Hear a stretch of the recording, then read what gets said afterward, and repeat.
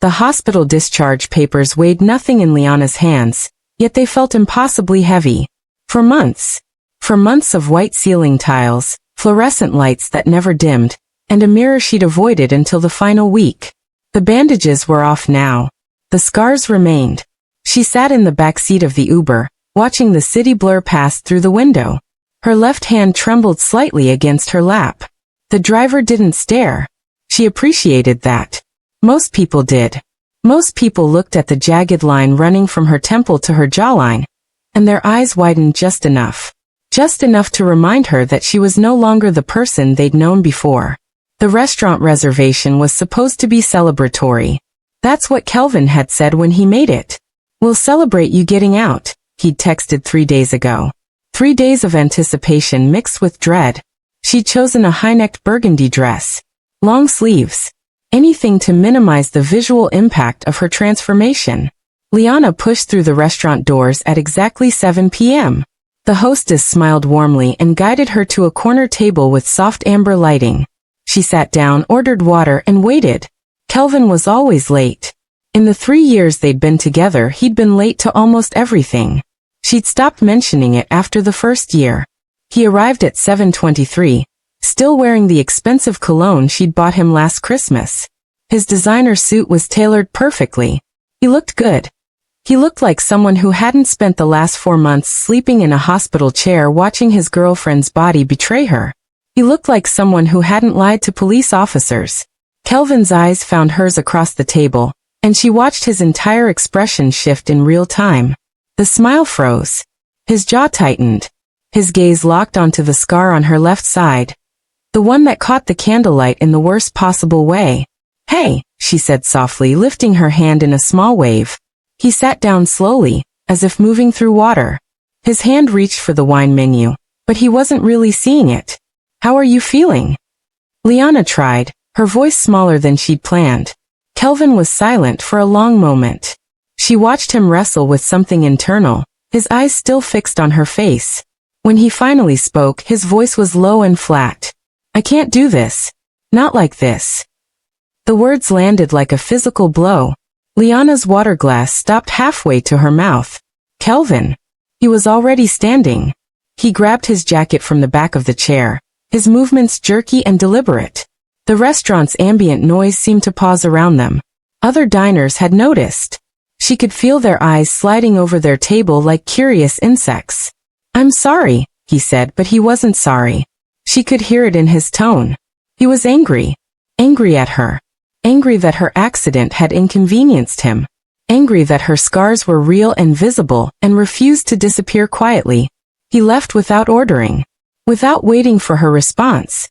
Without looking back. Liana sat alone at the table, her hands shaking so violently that the silverware rattled. Her chest was moving too fast. The other diners had returned their attention to their own tables, but she could still feel the residual weight of their curiosity.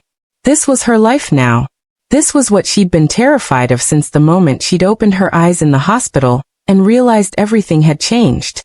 She was counting her breaths, in through her nose, out through her mouth, when a shadow fell across her table. "Is this seat taken?" Liana looked up.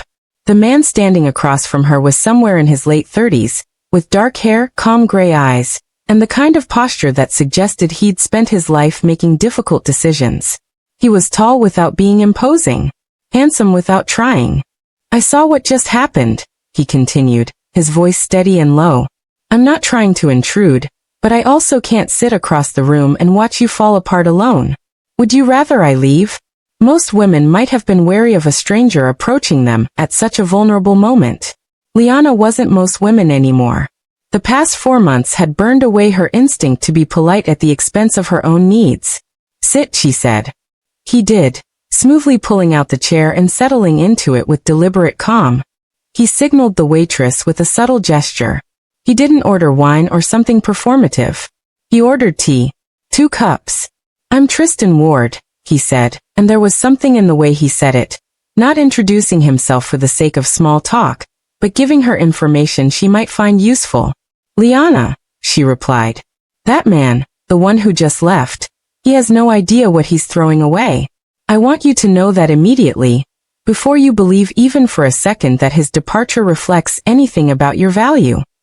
Tristan's eyes were direct. No pity. No false sympathy. Just clear, absolute certainty. He saw your scars and measured them against his own comfort. That tells you everything you need to know about his character. It says nothing about you. Liana felt something crack open inside her chest. The hospital therapist had told her similar things. Kind things. Professional things. But hearing it from a stranger, from someone who had no obligation to comfort her, who was choosing to sit with her simply because he thought she deserved it, that landed differently. He caused the accident, she heard herself say. He was texting while driving. The police report says it was partially my fault, but it wasn't. He lied. He told them I grabbed the wheel. I was unconscious before the car even finished rolling. Tristan's expression didn't change, but his eyes sharpened with something focused and dangerous. Tell me everything, he said. So she did.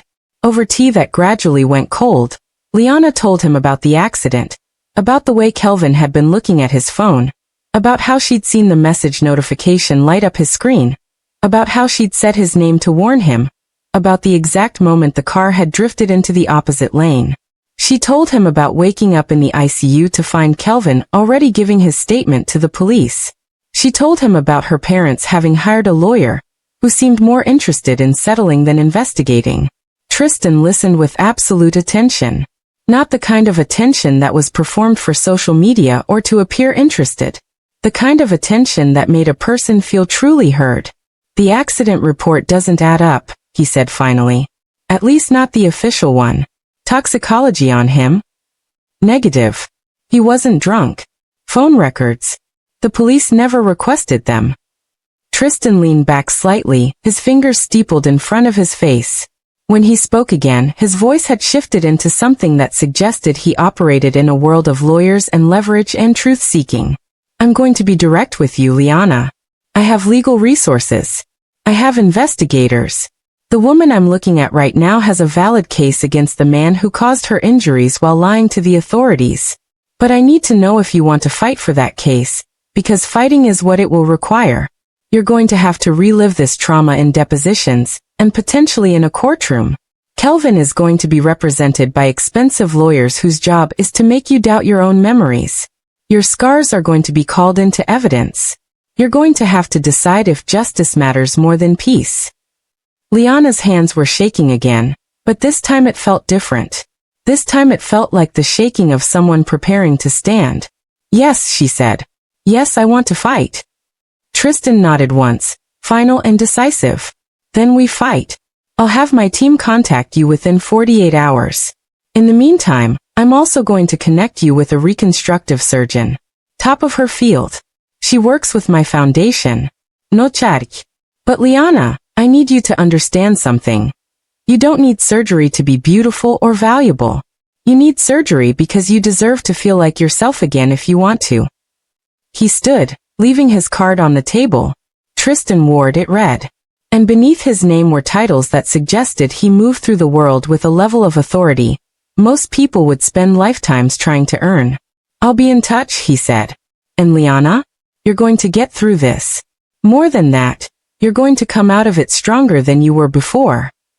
After he left, Liana sat at the restaurant table for another 30 minutes, staring at his business card. Other diners finished their meals and departed. The waitress brought her the check despite the fact that she hadn't ordered food. She paid it with the credit card that still had Kelvin's name as an authorized user. That would change. Everything would change. 3 days later, Liana's phone rang. The voice on the other end belonged to Marcus Chun, lead investigator for Tristan's legal team. Marcus was clinical and efficient. He needed copies of her original medical records. He needed the names of anyone who'd been in the car at the time of the accident. He needed the police report and the insurance documentation. I'm also going to need you to file a public records request for Kelvin's cell phone records from the day of the accident, Marcus said. The police should have obtained them, but if they didn't, we'll need to get them ourselves. This will take time, Liana. We're building a case that holds up under legal scrutiny. The process of gathering information felt different from the process of living through recovery. In recovery, she'd been passive. being wheeled from surgery to recovery room, being examined and documented and treated. In this process, she was active. She was building the foundation of her own justice. 3 weeks after meeting Tristan, Liana had her first appointment with Dr. Sarah Chun, the reconstructive surgeon. The office was pristine and modern, filled with before and after photographs that showed the spectrum of what surgical expertise could accomplish. But Dr. Chun herself was what made the difference. She was a woman in her 60s with kind eyes and hands that moved with precision as she examined Liana's scars. The main scar on your left side is well healed, Dr. Chun said, gently tracing the line with her fingers. What I'm thinking is a series of microabrasion treatments combined with targeted filler injections. We can't make this disappear entirely, and frankly, I don't think you want complete erasure. These scars are part of your story now, but we can significantly reduce their visibility and help you feel like yourself again. The first procedure will take about 2 hours, and you'll need to rest for the remainder of the day. The treated area will be red and tender for about 72 hours. After that, you can resume light activities but full activity, no heavy lifting or intense exercise, for a full week. The first procedure was scheduled for 2 weeks later. Liana spent the interim doing what she'd been doing for months, existing in the space between trauma and healing. She journaled. She attended therapy. She read the updates Marcus sent about the investigation. She waited. The morning of the procedure, she arrived at Dr. Chen's office at 8 a.m. The nurse walked her through post-care instructions 3 times. Liana understood. No sun exposure. No squeaming. No intense sweating. Keep the area clean and moisturized. Sleep elevated. Expect redness and swelling. The microabrasion itself was uncomfortable, but not painful.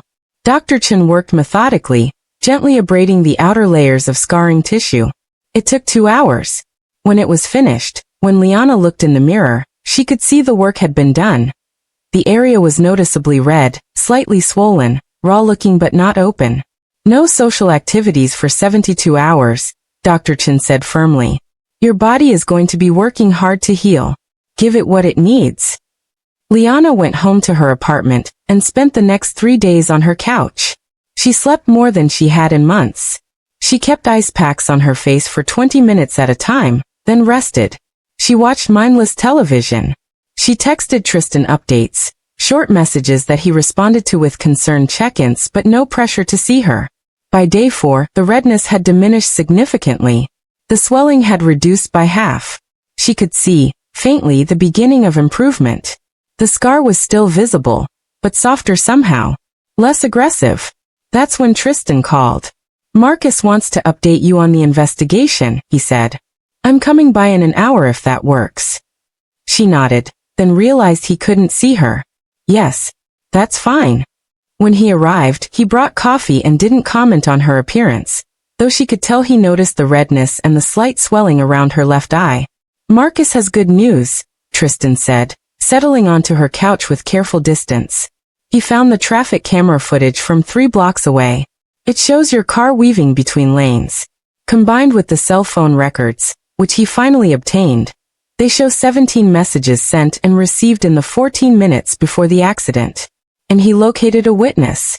A woman in a follow car who called 911. She's willing to testify that Kelvin's version of events doesn't match what she saw. What does that mean? Liana asked. It means the police did a cursory investigation. They accepted Kelvin's initial statement because he was the less injured party, and because his family has connections with the department. No one pushed back. No one questioned the narrative. But we have the actual facts now.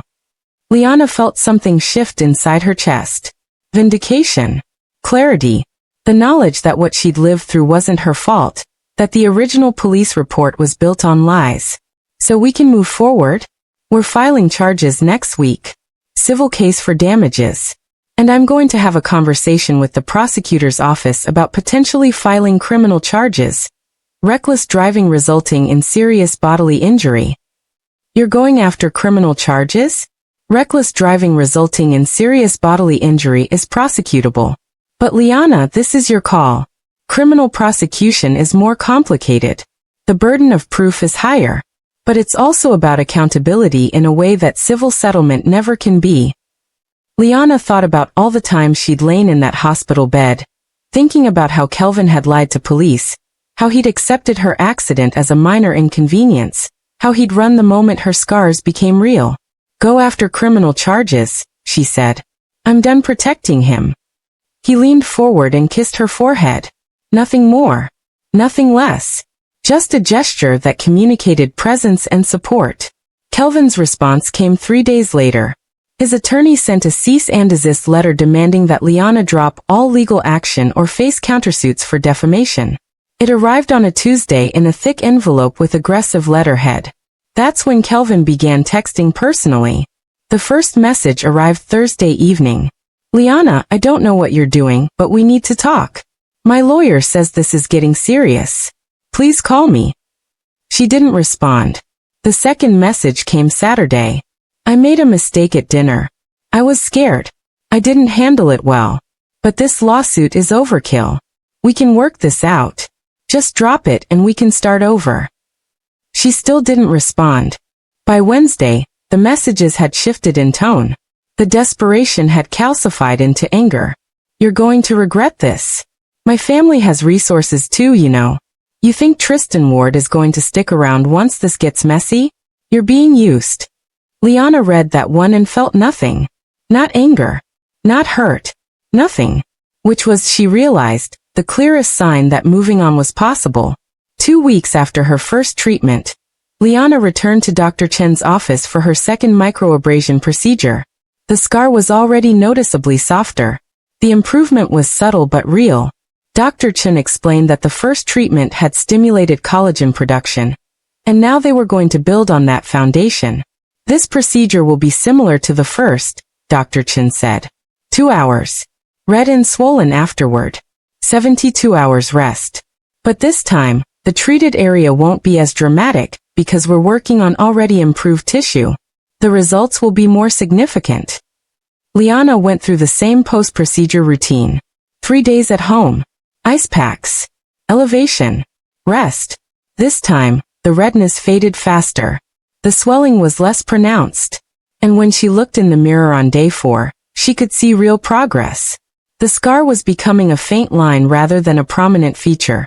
Tristan picked her up on day 5 when she was cleared to resume normal activities. They went to a bookstore. They walked through a park. They existed in public spaces together. And Liana noticed that she no longer pulled her hair forward to hide her left side. She was becoming comfortable with being seen. The legal process moved forward in parallel with her healing. Depositions were scheduled for late August. Marcus sent her preparation documents. He coached her on how to answer difficult questions. He warned her that Kelvin's attorneys would try to undermine her credibility, would suggest that her memories had been altered by trauma or medication. But the evidence is solid, Marcus assured her. The phone records don't lie. The traffic camera doesn't lie. The witness statement is corroborated by physical evidence. We have them.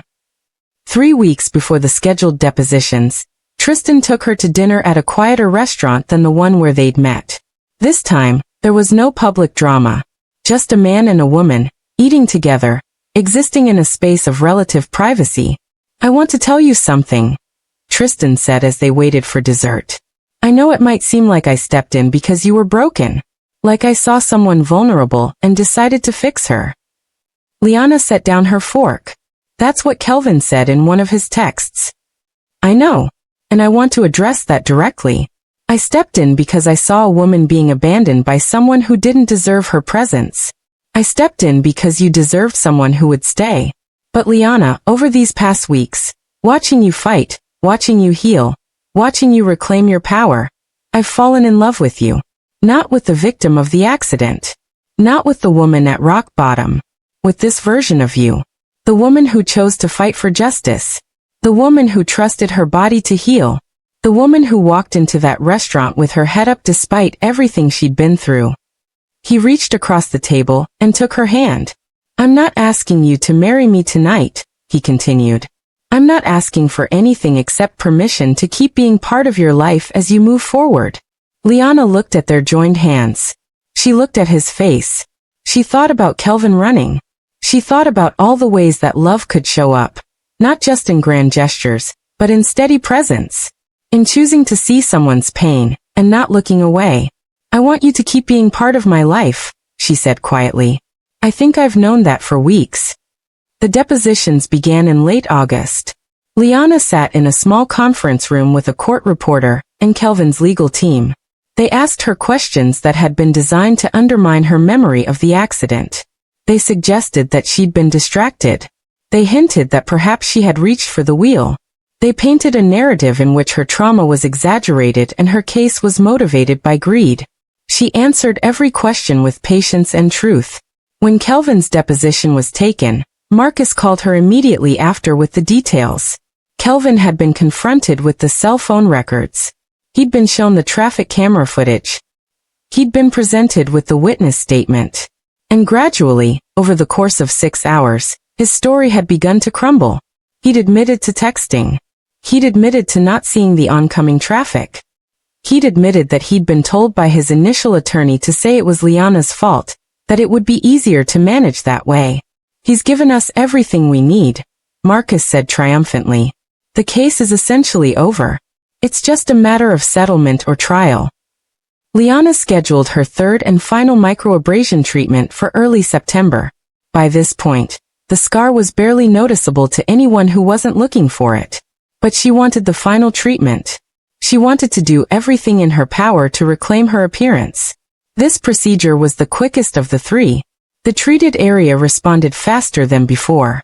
Dr. Chen applied targeted filler injections to the deepest sections, rebuilding lost collagen. By day 5, when Liana looked in the mirror, she could barely see the scar unless she specifically tilted her face to the light. "You're done," Dr. Chen said at her final follow-up appointment. "The scars are minimal now. In a year, they'll be almost invisible unless you really know what you're looking for.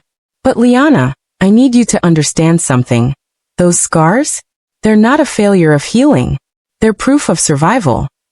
The settlement offer that came through Kelvin's attorneys in mid-September was significant. 6 figures. Enough to cover all her medical bills, all the attorney fees, compensation for pain and suffering. Enough to start over completely. But more importantly, it represented an admission, an acknowledgement, a validation that she'd been right all along. She called Tristan to tell him. "How do you feel?" he asked. "Like I can breathe," she said. "Like I can finally just be."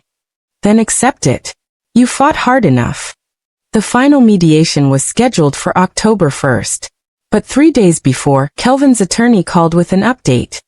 Kelvin wanted to meet with her beforehand. He wanted to apologize face-to-face. Tristan was adamantly against it. "You owe him nothing. Not your time. Not your presence. Certainly not your forgiveness." "I know," Liana said. "But I need to do this for me. I need to see him and know that I can stand in front of him and not fall apart." They met at a neutral location, a mediator's office. Kelvin looked diminished, smaller somehow. His designer suit hung on him differently. His expensive cologne seemed to cling to him like desperation. "I'm sorry," he said immediately. "Liana, I am genuinely sorry. I panicked at the restaurant. I was horrified by what I'd done to you. And instead of facing that, I ran. And then I lied because taking responsibility felt impossible." Liana listened without responding. "I thought that once I settled this, you'd see that I was trying to make it right. I thought you'd realize that taking me back was an option." "Kelvin," she said calmly, "I'm not interested in taking you back. That option stopped existing the moment you chose your comfort over my well-being. I'm going to accept this settlement and I'm going to move on. I hope you eventually understand what you lost. But my understanding of your regret won't change anything about my decision." She stood and walked to the door. "Who is he?" Kelvin asked desperately. "Who is who?" "The man you've been with. Tristan Ward." "Is he?" "That's not your concern." She left without waiting for a response. The settlement was finalized on October 1st. The money was transferred to her account. The case was officially closed. And for the first time in nearly a year, Liana felt the weight completely lift from her shoulders. She took 2 weeks off work to find a new apartment. Tristan helped her look, never pushing toward specific neighborhoods or styles, just supporting whatever she was drawn to. She found a small one-bedroom in a renovated historic building with big windows and natural light. She moved in on a Saturday in mid-October, assembling a space that was entirely hers. Nothing reminiscent of before. Everything new. That evening, Tristan picked her up from her apartment. He was dressed in the suit he wore for important occasions. Liana had chosen a navy dress, not to hide, but because she wanted to. There were no long sleeves. The left side of her face, with its barely visible scars, was completely visible. She wasn't hiding anymore. "Where are we going?" she asked as they pulled into traffic. "You'll see." It was the restaurant. The same restaurant where Kelvin had left her. The same corner table with the soft amber lighting. But this time she wasn't alone. This time, she arrived with someone who was choosing to stay. Tristan held her chair as she sat down. The same waitress who'd brought her water that terrible evening approached with a smile that suggested she recognized the significance of the return. They ordered wine this time. Real wine. They ordered food. They talked and laughed and existed in the space that had previously defined one of Liana's lowest moments. Toward the end of the evening, when the candlelight was soft and the restaurant had emptied slightly, Tristan reached across the table and took her hand. "I want to tell you something," he said, his voice quiet but steady. "I know it might seem like I stepped in because you were broken. Like I saw someone vulnerable and decided to fix her. But that was never what this was. I stepped in because I saw a woman with tremendous strength being treated like her survival wasn't worth witnessing. I stepped in because you deserved someone who would stay." He pulled a small box from his jacket pocket. "I'm not asking you to marry me tonight," he continued. "I'm asking you to know that I'm here for the long term. That whatever comes next, I'm choosing you. Not the version of you from before the accident. Not the version of you at rock bottom in that hospital. This version. The woman who fought for justice, who trusted her body to heal, who walked into a courtroom confident in her own truth." He opened the box. The ring was elegant. Not ostentatious, just genuinely beautiful. A diamond set in white gold, simple and strong. "I'll wait as long as you need," he said. "But yes or no? I need you to know that I'm not going anywhere." Liana looked at the ring. She looked at Tristan's face. She looked around the restaurant at the other diners who were discreetly watching this moment unfold. She thought about Kelvin running. She thought about all the ways that love could show up, not just in grand gestures but in steady presence. In choosing to see someone's pain and not looking away. "Yes," she said. "I'll marry you. Not eventually. Now. Yes." He slipped the ring onto her finger, and she felt the weight of it settle into place. Not a burden. A promise.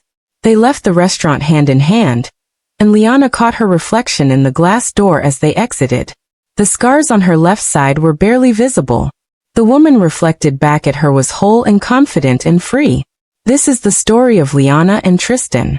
A story that began with abandonment and ended with someone choosing to stay.